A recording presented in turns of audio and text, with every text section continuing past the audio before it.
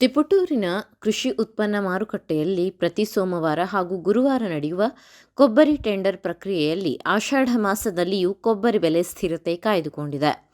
ಸದ್ಯ ಕ್ವಿಂಟಲ್ ಕೊಬ್ಬರಿಗೆ ಗರಿಷ್ಠ 32 ರೂಪಾಯಿ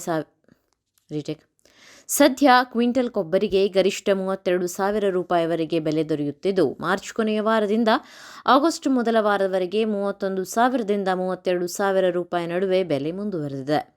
ಈ ವರ್ಷದ ಏಪ್ರಿಲ್ 16ರಂದು ಕ್ವಿಂಟಲ್ ಕೊಬ್ಬರಿಗೆ ಗರಿಷ್ಠ 38,018 ರೂಪಾಯಿ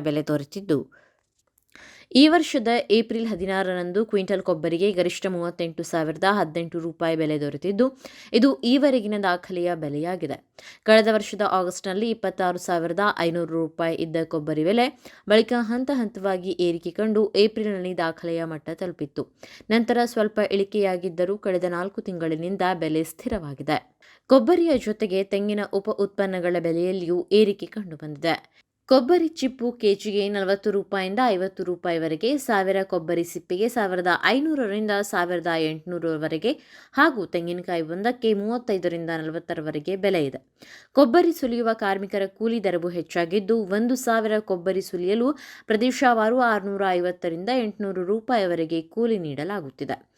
ಮಳೆಯ ಕೊರತೆ, ನೀರಿನ ಅಭಾವ ಹಾಗೂ ವಿವಿಧ ರೋಗಗಳಿಂದ ತೆಂಗಿನ ಮರಗಳ ಇಳುವರಿ ಕುಂಠಿತವಾಗಿರುವುದು ಕೊಬ್ಬರಿ ಹಾಗೂ ತೆಂಗಿನ ಉತ್ಪನ್ನಗಳಿಗೆ ಬೇಡಿಕೆ ಹೆಚ್ಚಲು ಪ್ರಮುಖ ಕಾರಣವಾಗಿದೆ. ಉತ್ಪನ್ನಗಳಿಗೆ ಉತ್ತಮ ಬೆಲೆ ದೊರೆಯುತ್ತಿರುವುದು ರೈತರಿಗೆ ಆಶಾದಾಯಕವಾಗಿದ್ದರೂ, ಉತ್ಪಾದನೆ ಕುಸಿತ ಹಾಗೂ ಹೆಚ್ಚುತ್ತಿರುವ ಉತ್ಪಾದನಾ ವೆಚ್ಚ ರೈತರಿಗೆ ಸವಾಲಾಗಿ ಪರಿಣಮಿಸಿದೆ.